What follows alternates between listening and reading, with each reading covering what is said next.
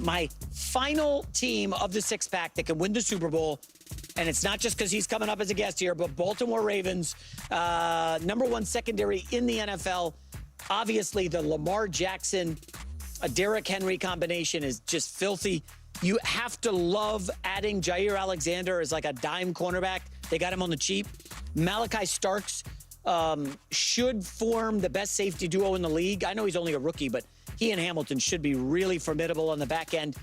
If the wide receivers can stay healthy, I mean, listen, if Mark Andrews doesn't drop a 2-point conversion, I don't know. Are the Ravens in the Super Bowl? Do they beat the Chiefs on the road? This is a really, really good team. The Ravens will certainly be there.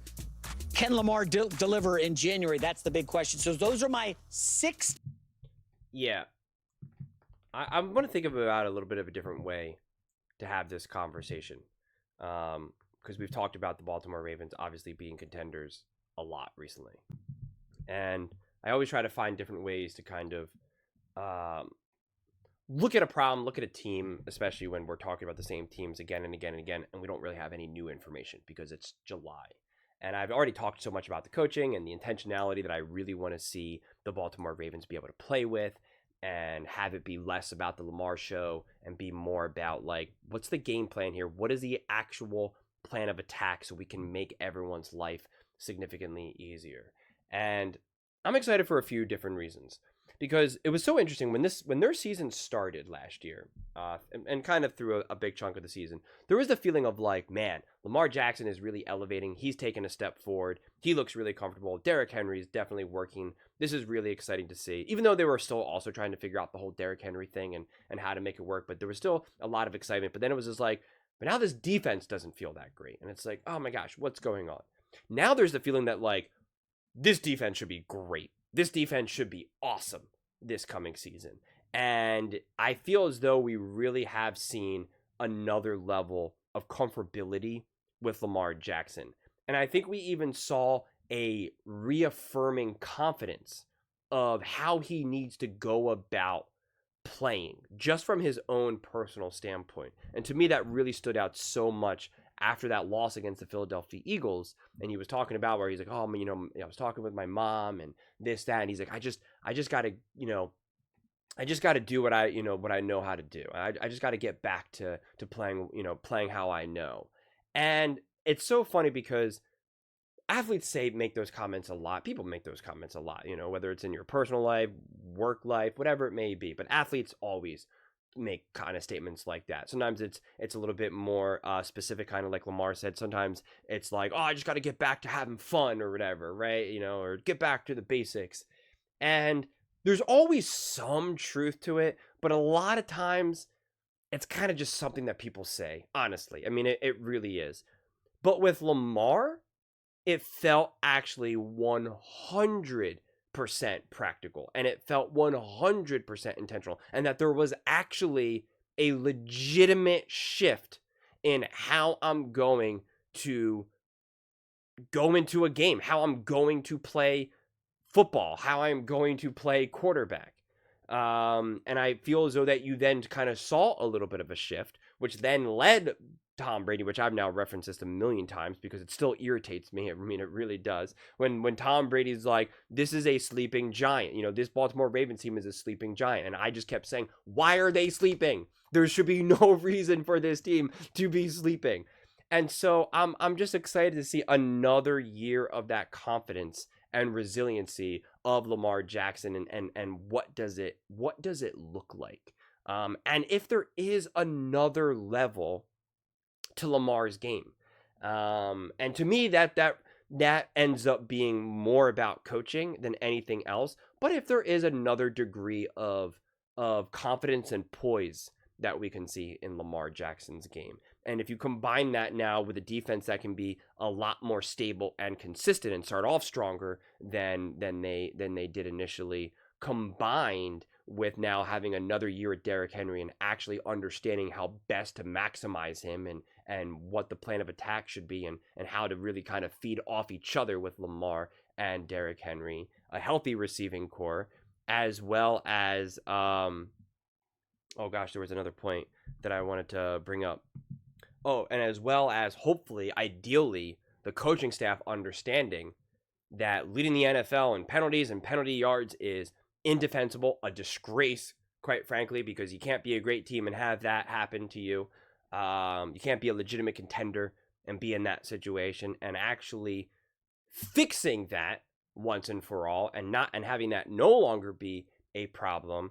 It's just, yeah, then you can see this team take a gigantic step forward. Where I'll give pushback is that the Baltimore Ravens, the way how they played and the way how their season unfolded, they do not deserve the benefit of the doubt that they would have then beaten the Chiefs in the AFC Championship game. Like J-Mac is saying, and then who knows, maybe they're in the Super Bowl. And it's like, yeah, I get that. And I believe that the Baltimore Ravens can be great enough and that they were good enough to beat the Kansas City Chiefs. And Lamar Jackson is great enough to beat the Kansas City Chiefs. I totally 1000% believe that without a shadow of a doubt, but they don't deserve the benefit of the doubt of that. They don't deserve, if they ended up beating the Bills and Mark Andrews catches that ball, then they would have beaten the Chiefs. They don't deserve that. And if you're a Baltimore Ravens fan, you shouldn't either. Hold your team's feet to the fire. Hold them accountable. Absolutely 1000%. Hold them accountable. Be like, no, I don't know if they would have been ready for that game. They weren't ready against the Buffalo Bills. Why do I think they're going to be ready for the Kansas City Chiefs? So it's like I'm a firm believer in holding your team accountable. And so it's like, that's why I keep saying, why were you a sleeping giant? Why were you a sleeping giant?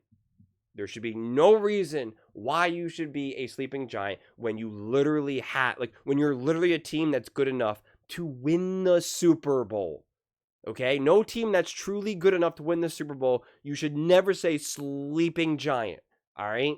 I mean, it just, especially when you have a quarterback as larger than life and as exciting as Lamar Jackson, okay? Like, nobody should be sleeping here. Everyone should understand what's at stake here. Everyone. And so it's still something that, honestly, it drives me crazy. I mean, it really does. And so I'm excited to look at the Baltimore Ravens now throughout the regular season and really try to look very closely why things will or won't be different from years past. I think it was so easy for people in the media to just, every time the Ravens won or something like that, it's like, okay, yeah, they're great, but like, can they do it in the playoffs? Can they do this? And like, I always push back on that commentary. There was always some fairness to it, but at the same time, it's like, okay, so I guess we just don't talk about week 3, week 4, week 5, week 6. Like, I guess none of this matters. And that's why I'm actually really excited. And I really want to make sure I remember. I mean, I can't imagine I won't forget, or that I will forget, that I really want to be able to watch these regular season games through like a different lens, to really try to deeply see and feel, why will this be different? Even if they're blowing out teams or they're winning close games, it's like, I really want to see like why I think things will fundamentally be different in the playoffs, or why I believe they'll be the same. And I don't know what, of course, that answer is going to be, or how to even really look at the games necessarily until they start playing them. But I definitely want to be a lot more zoomed in when watching these Ravens games, and Lamar Jackson for that matter, rather than kind of like a more like pulled back view, because I think that's easy to do when you're watching teams who are consistently great, like the Ravens, the Bills, the Chiefs, etc. And so I really want to zoom in and be like, okay, this team's out, because the Ravens are obviously going to win a lot of games. They're going to blow out some teams. They're going to win some close games. They're going to lose a game where you're just like, man, I don't know how you lost that game. We know that, right? There's not going to be any surprises. There's going to be 0 surprises. So it's like, what are we really looking for why this year will be different? And that's actually going to be exciting for me to try to figure out. It's a puzzle, so I'm excited for it. But those are just my thoughts. I'd absolutely love to hear yours. What do you guys all think about the Baltimore Ravens being a top Super Bowl contender? And why do you think things will be different this coming season? And, you know, do you think they'll be different, I guess, this coming season as well? Let me know in the comments below. I read every single comment. It's whether you agree with me or disagree with me. Either way, let's get in some discussions. Let's get in some fights. But ultimately, let's just have some fun. And please do consider subscribing. We're building an amazing community here, and I'd absolutely love to see you part of it. I want to build something that we all genuinely feel connected to. Something that we're really excited to be part of. I think we're well on our way to doing it. And please don't forget to give this video a thumbs up, as it really does help the visibility and the algorithm. Thank you so much. See you next time.